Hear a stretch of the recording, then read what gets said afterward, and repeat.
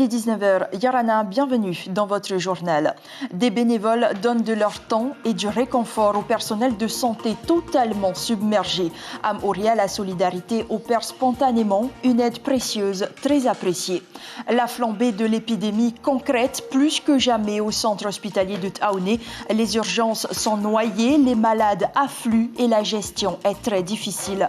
Les beechcraft tournent à plein régime pendant cette période de crise. Si les évacuations coûtent cher, elles sont inévitables en raison du manque de structures dans les îles. Les voyageurs en accord avec les autorités sur l'obligation vaccinale pour se rendre dans les îles. Cette nouvelle restriction sera effective dès vendredi. Le vaccin est-il la solution pour sortir de cette épidémie? Réponse avec le docteur Didier Bandou. Il répondra à vos questions. Et enfin, 8000 arrêts maladie en 15 jours, un chiffre jamais atteint. La facture va encore être salée pour la CPS qui s'apprête à emprunter plus de 7 milliards de francs pacifiques. Les hôpitaux périphériques souffrent. On est fatigué parce que c'est non-stop. Ces mots lourds de sens sont lâchés par un cadre de santé de Moria. Sur place, les équipes sont submergées mais résistent grâce à l'aide de bénévoles et la solidarité s'est mise en place spontanément. Lucille Guichet-Tirao, Marcel Bonneau. Allez à l'attaque! Réactif et toujours souriant pour intervenir rapidement. Cette patiente atteinte de Covid-19 désature. Depuis ce week-end, le petit hôpital de Moria est submergé. Des tentes sont montées à l'extérieur pour les malades stables sous oxygène. D'autres sont installés dans des bureaux ou dans la salle de repos du personnel, avec toujours un œil sur le niveau des stocks d'oxygène qui baissent rapidement. Normalement non adapté, c'est-à-dire qu'il n'y a pas d'oxygène là, donc il faut qu'on travaille avec des obus d'oxygène, qu'on doit faire un réassort avec des extracteurs, et donc notre fameuse salle de repos qu'on a transformée aussi. Ouais. Alors, au milieu des soins portés à bout de bras, un peu d'humanité, un peu de solidarité. À 20 ans, Axel, élève infirmier, n'a pas hésité à troquer ses vacances pour du bénévolat. Quand j'ai vu à la télé que c'était un peu la catastrophe au niveau du personnel, de suite j'ai voulu répondre présent pour renforcer les équipes. Didier, lui, est enseignant de métier. Sur son temps libre, il s'occupe de l'accueil téléphonique Centre hospitalier Moria Yorana et des données administratives. Pour pouvoir aider à ce que ça aille mieux, j'ai eu besoin plusieurs fois dans ma vie du système de santé et donc c'est un espèce de retour à l'envoyeur. Depuis la semaine dernière, ils sont une vingtaine de bénévoles à s'être spontanément manifestés. Seule condition pour prêter main forte, avoir un schéma vaccinal complet. Pas question de faire courir de nouveaux risques. Ce matin, c'est l'équipe de rugby qui vient déposer des choux à la crème. On est tous obligés de faire des efforts et au moins aider ces personnes-là qui sont sur le devant tout le temps, c'est important. On remercie toutes ces personnes-là qui nous donnent tout ça. Ça vous touche ? Ça nous touche et puis ça nous... À bout de souffle, le personnel de santé bénéficie de bras supplémentaires avec ses bénévoles soignants auprès des malades. Les autres sont dispatchés selon leurs compétences et leur disponibilité. Ça nous permet de souffler et surtout d'avoir une meilleure qualité, surtout de soins, puisque c'est ce qui est important. C'est ne pas pouvoir avoir des soins de mauvaise qualité parce qu'on n'est pas assez nombreux. Selon les modèles épidémiologiques, le pic pourrait être atteint d'ici 2 semaines, tout en continuant d'assurer la continuité des soins pour les autres pathologies. À Moria, il est déjà question d'installer des tentes supplémentaires. L'hôpital de Moria a très largement dépassé sa capacité d'accueil. Il est passé de 9 à 14 lits. Et des familles continuent de perdre leurs proches. Les morts se comptent par dizaines chaque jour. 11 décès sont à déplorer. Le taux d'incidence explose. Ils sont plus de 7000 malades ce soir. La situation est hors de contrôle sur le territoire. Les soignants exténués sont confrontés à une triste réalité. Tout le monde ne peut être sauvé. Faute de places disponibles, le tri des patients est inévitable. 80% des hospitalisés ne sont pas vaccinés. Les urgences croulent face au nombre beaucoup trop important d'admissions. Inacio Raveino, Jérôme. On est vraiment dans une situation de type médecine de guerre, honnêtement. 18 ans que le docteur Tranché travaille aux urgences du centre hospitalier de Polynésie française et la crise sanitaire actuelle dépasse de loin tout ce qu'elle a pu voir jusqu'à présent.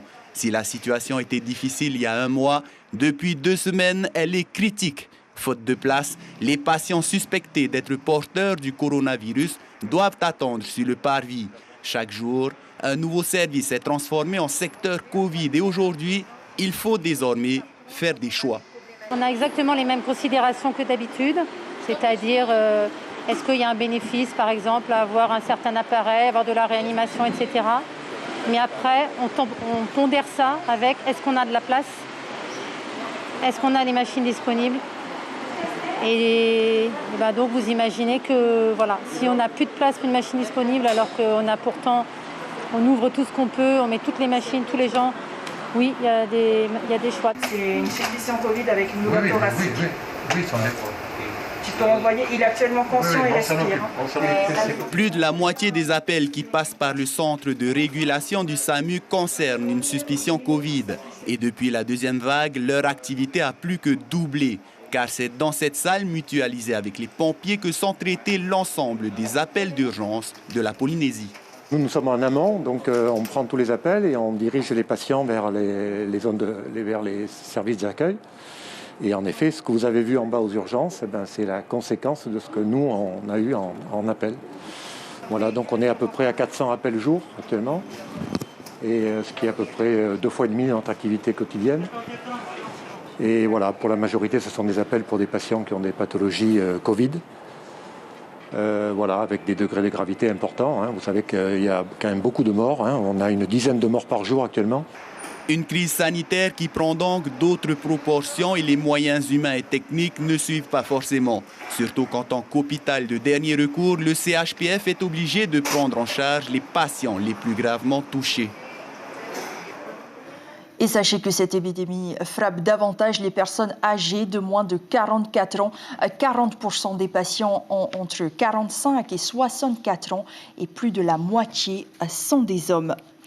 Le centre hospitalier saturé sera bientôt contraint de refuser des malades évassanés des îles. Et c'est aussi tout l'enjeu avec cette épidémie, soigner un territoire vaste comme l'Europe. Le SAMU doit aller chercher les patients en détresse aux 4 coins des archipels lorsque la prise en charge médicale n'est plus possible sur leur île. Les ambulances du ciel, c'est un reportage signé Lucille Guichet-Tirao et Jacques Damour. Il est 18h30 lorsque ce patient, en détresse respiratoire sur l'atoll de Arutua au Tuamotu, arrive à Tahiti. Sous oxygène et stabilisé, il est transféré dans l'ambulance pour rejoindre l'hôpital au plus vite. Je me sens fatigué, mais je suis prêt à repartir. On a 2 patients qui nous attendent. On repart dans 40 minutes. Plus tôt dans l'après-midi, le SAMU a déclenché l'évacuation sanitaire. Le médecin urgentiste et l'infirmier doivent récupérer un patient atteint de la Covid sur cet atoll situé à 400 km de Tahiti. L'avion doit décoller en moins de 45 minutes. Il faut aller vite. Les conditions aéronautiques, elles sont bonnes, mais c'est la nuit aéronautique. Il faut que nous repartions avant que la nuit ne tombe d'Arutua. C'est une piste qui n'est pas éclairée et donc on n'a pas le droit de redécoller si la nuit est tombée. Donc il faut que nous soyons là-bas avant le coucher du soleil. Les Beechcraft d'Air Archipel peuvent se poser sur toutes les pistes de Polynésie, à l'exception de 2 îles marquisiennes. Les évacuations sanitaires urgentes sont le cœur d'activité de la compagnie aérienne, submergée par des malades de la Covid gravement atteints. Quand on superpose les 2 cartes de la Polynésie et de l'Europe, c'est en situant la Tahiti au niveau de Paris. C'est comme si on envoyait des avions jusqu'à Oslo, jusqu'à Sofia. Donc ce sont des distances importantes et c'est tous les jours un peu une gageure que remplissent les équipes du SAMU et d'Air Archipel. L'avion revient à Tahiti 3 heures plus tard. Pendant ce temps, la société de désinfection se prépare à intervenir pour limiter tout risque de contamination. On voit dans quel état les gens sortent de l'avion. On sait l'implication du SAMU, des médecins. On les voit travailler toutes les nuits. C'est incroyable qu'encore il y ait des gens qui ne soient pas vaccinés. Il y a des choses qui vous choquent, qui vous marquent? Oui, j'en parlerai pas, mais oui. À son arrivée, l'équipe désinfecte l'appareil et déshabille l'équipage. Il fait chaud et on s'habille comme il faut, quoi. Donc on transpire un peu. C'est essentiel. Il n'y a pas que nous, hein, mais surtout nous, quoi. Et c'est vraiment essentiel pour la Polynésie et pour ses habitants. Au cours de la nuit, les équipes du SAMU et d'Air Archipel auront évacué 5 patients atteints par la Covid de 2 îles différentes. Et vous venez de le voir, parce que l'offre de soins est déficiente dans les archipels éloignés, les voyages inter-îles sont désormais conditionnés à un motif impérieux et à un test négatif. Cette restriction concerne les non-vaccinés. Elle sera effective dès vendredi. Les voyageurs y sont favorables. Les explications de Jeanne Piquet-Pouira et Patrick Tsing-Tsing. La limitation des déplacements inter-îles, c'est le terme barbare pour dire qu'il vous faudra désormais montrer patte blanche si vous comptez vous rendre dans les îles dans les prochains jours, à un passe-partout pour voyageurs dans l'ensemble plutôt favorable. Très bien, on est bien et voilà, on a moins peur. Je pense qu'il faut se faire vacciner, hein. Pour moi, je pense. Hein, comme ça, c'est pour tout le monde. Comme ça, quand tu vas arriver, tu es bien. C'est plus rassurant pour moi, hein, parce que avant qu'on vienne ici sur Tahiti, on s'est fait vacciner. Et puis hier, j'ai vu à la télé qu'il faut vraiment qu'on se vaccine et que c'est très important. Sinon, on ne pourra pas prendre l'avion.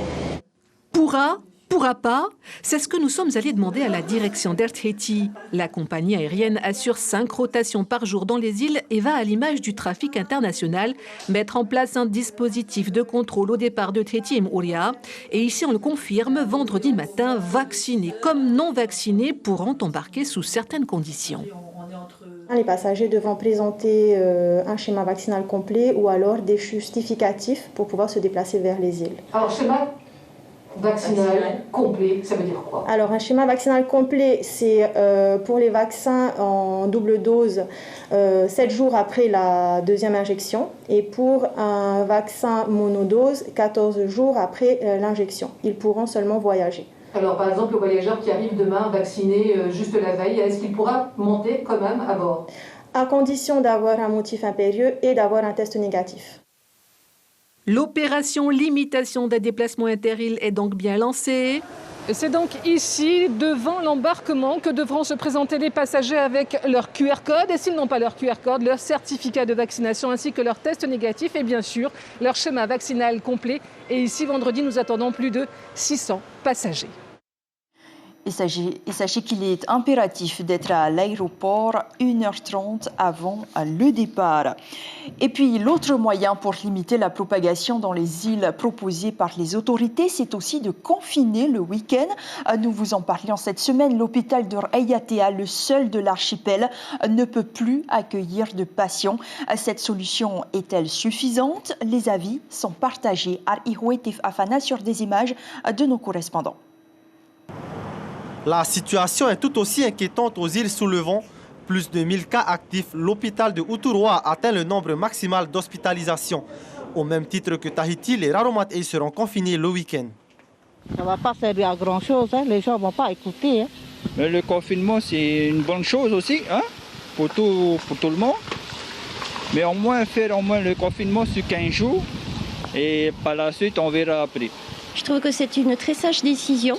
Parce qu'on est tous responsables et le week-end, c'est l'occasion de rencontrer des amis, des proches. On a des gestes de rapprochement et c'est là malheureusement où le virus qui est invisible fait son œuvre. Et avec ce genre d'attitude, on ne pourra pas enrayer la pandémie. Je pense que c'est un peu tard, vu que là, il y a déjà des services hospitaliers qui sont saturés et que ça fait un moment qu'on voit que les cas y flambent. Et au niveau du confinement que le week-end, je m'interroge sur l'efficacité. En fait. Un confinement, même limité au week-end, ça se prépare. Taha s'organise. La première chose que la commune a mis en place, c'est de faire déjà des tournées avec la police municipale et la gendarmerie. Parce que nous sommes obligés de faire, et je demande à la population d'essayer de respecter, parce que à la date d'aujourd'hui, nous avons beaucoup de Covidés et on sait bien que l'hôpital d'Uturoa, aujourd'hui, n'a plus de place.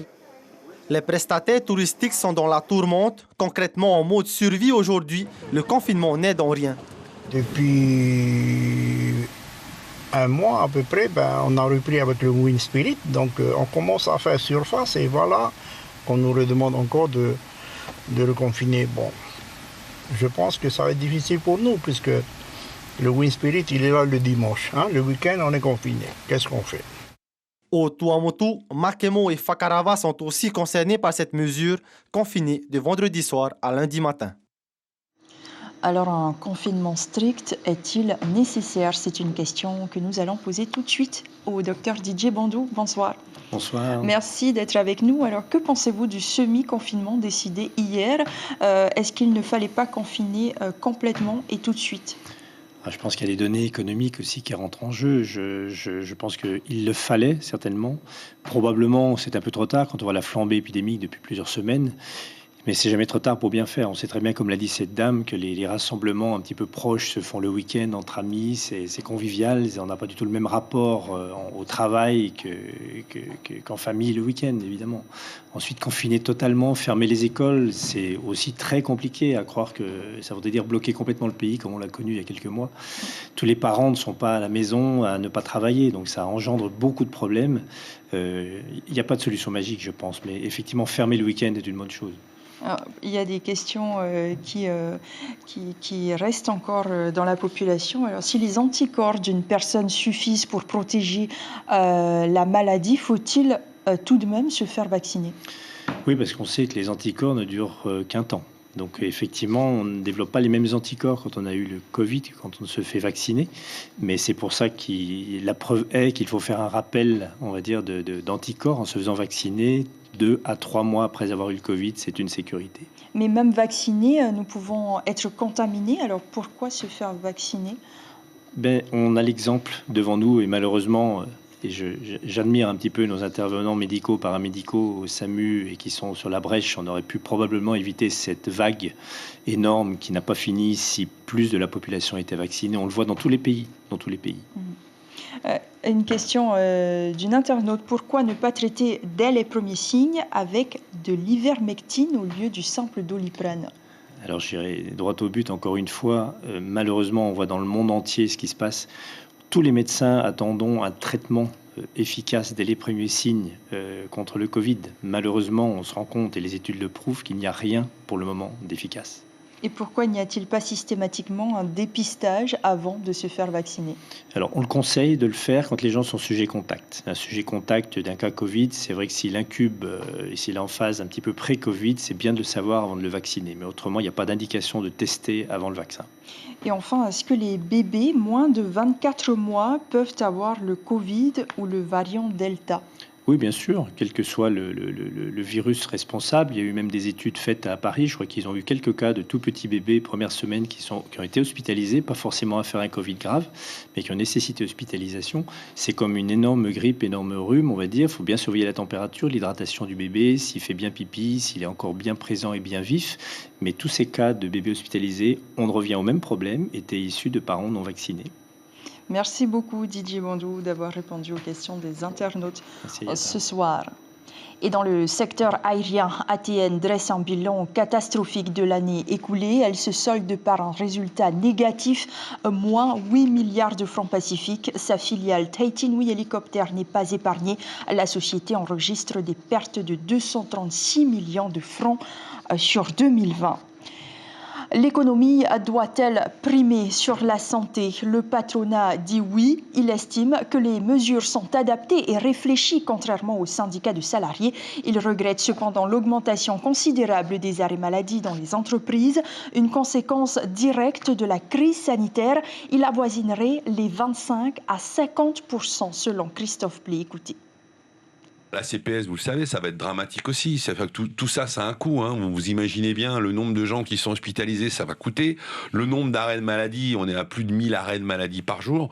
Vous vous rendez bien compte, l'employeur, lui déjà, il essaye de travailler, il paye les 3 premiers jours. Souvenez-vous, c'est toujours les 3 premiers jours sont à la charge de l'employeur. Et puis sur les autres jours, il est à 2 tiers, 1 tiers avec les salariés. Tout ça, ça va coûter. Effectivement, ça va avoir un coût faramineux. et la CPS devra être renflouée. Bon, je pense que le pays et l'État ont déjà pris des dispositions dans ce sens. Mais voilà, donc c'est encore une fois aujourd'hui, la seule solution qu'on a, c'est le vaccin. Donc il faut y aller et puis pas se poser la question, et arrêter de regarder tout ce qui se dit sur le taux de protection. Aujourd'hui, on sait que 9 personnes sur 10 qui va à l'hôpital et qui est en réanimation n'est pas vacciné, et que voilà, donc vous faites votre choix si vous voulez.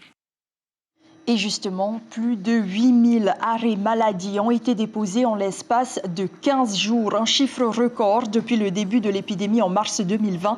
La CPS survivra-t-elle à cette crise? 7 milliards 400 millions de francs, c'est le montant de l'emprunt qu'elle s'apprête à faire au pays, de l'argent nécessaire pour remplir les caisses vidées ces derniers mois par la perte de 3000 emplois, mais pas seulement. Vincent Fabre nous en dit plus au micro de Jeanne Piquet-Powira et Patrick Tsing. Au-delà des pertes d'emploi, on a eu effectivement une réduction des temps de travail. Donc tout ça mis cumulé, on était sur ces derniers mois sur une moyenne de perte de cotisation qui était environ de 600 millions par mois. Donc c'est pour ça qu'on avait annoncé une perte annuelle d'environ 7,5 milliards. Et ce qui correspond au montant du deuxième emprunt que la CPS va faire prochainement auprès du pays. La CPS qui va procéder à des contrôles pour éviter les arrêts maladie de complaisance dans un contexte particulièrement anxiogène pour éviter tout dérapage. Et le directeur de la CPS, Vincent Fabre, sera l'invité café de la matinale radio demain matin. Il nous détaillera la situation de la CPS dans notre JT demain soir également. Et les écoles sont désertées. Le virus se propage dans les établissements où plus de 16% des enseignants sont absents.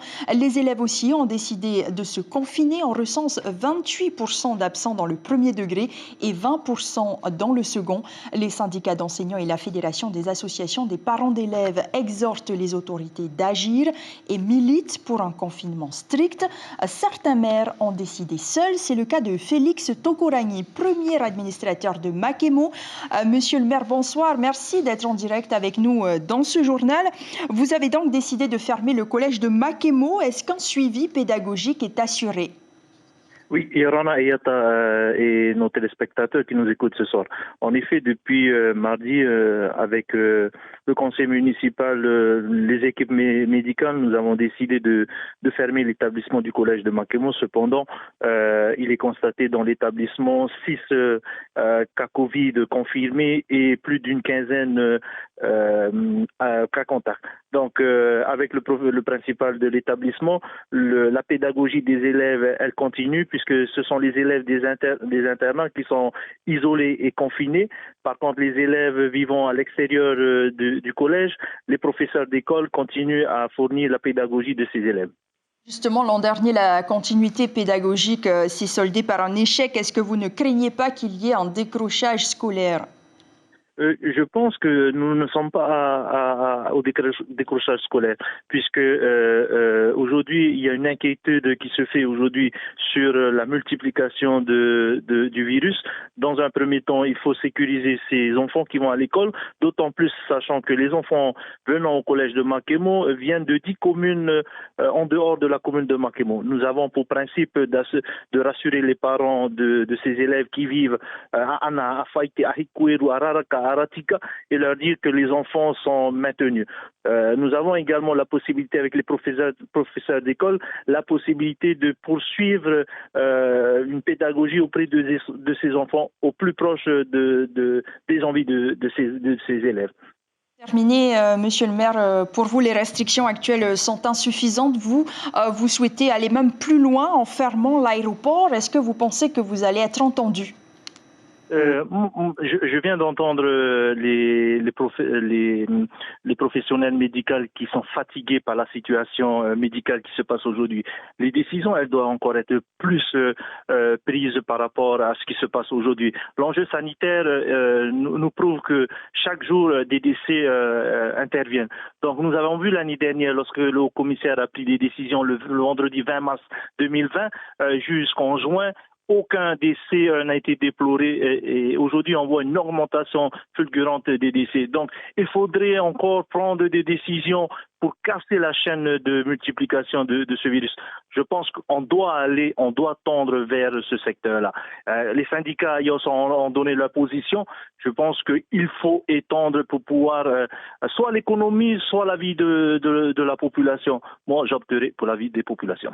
Merci beaucoup Félix Togourani, maire de Makemo, d'avoir été en direct avec nous dans ce journal. Et dans un communiqué, la Fédération des syndicats de l'enseignement privé dénonce, je cite, des conditions d'enseignement avec le dispatching des élèves qui ne sont plus du tout acceptables. Fin de citation.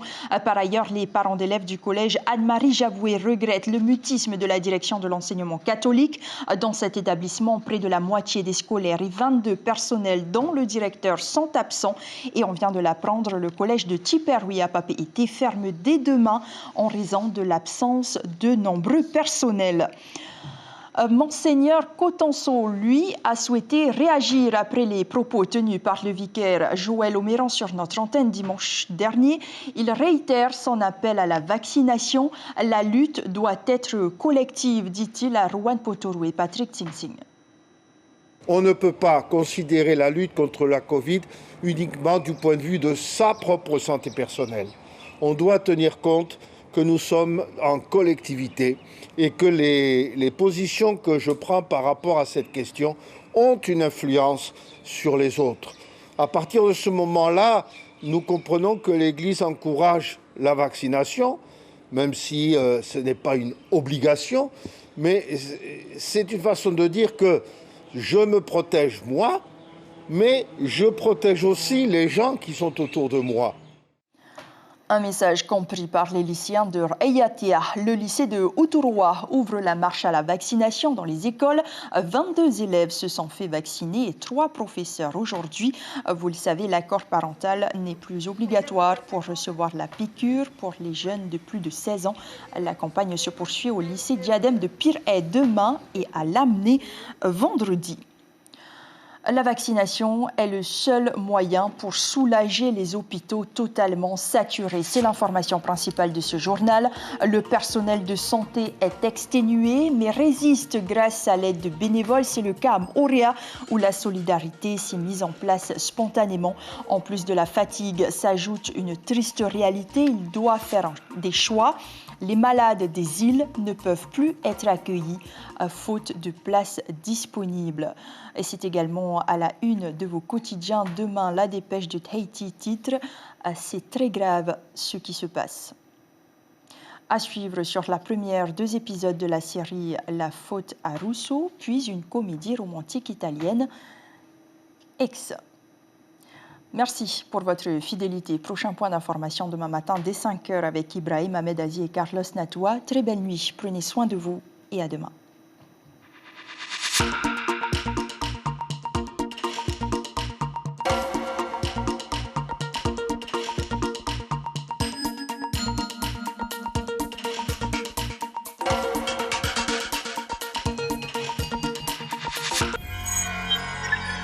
Retrouvez ce programme en replay sur notre site internet